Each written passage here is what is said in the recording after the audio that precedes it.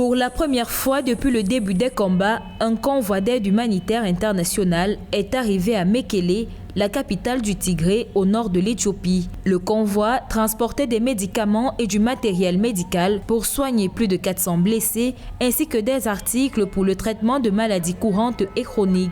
Le ministère éthiopien de la Santé a lui aussi distribué des médicaments et du matériel médical aux structures de santé de la capitale. Selon les humanitaires déployés sur le terrain, ce convoi de secours médical permettra de regarnir les stocks, d'aider les patients et d'améliorer l'accès à l'eau et à l'assainissement.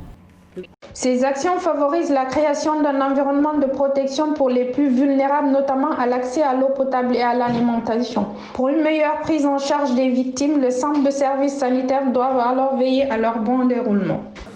Selon les médias locaux, près de 50 000 habitants du Tigré ont fui au Soudan voisin et un nombre indéterminé ont été déplacés à l'intérieur de l'Éthiopie. Une situation imputée à l'opération militaire lancée le 4 novembre 2020 par le Premier ministre éthiopien Abiy Ahmed pour chasser les dirigeants de la région issus du Front de libération du peuple du Tigré après des mois de tension.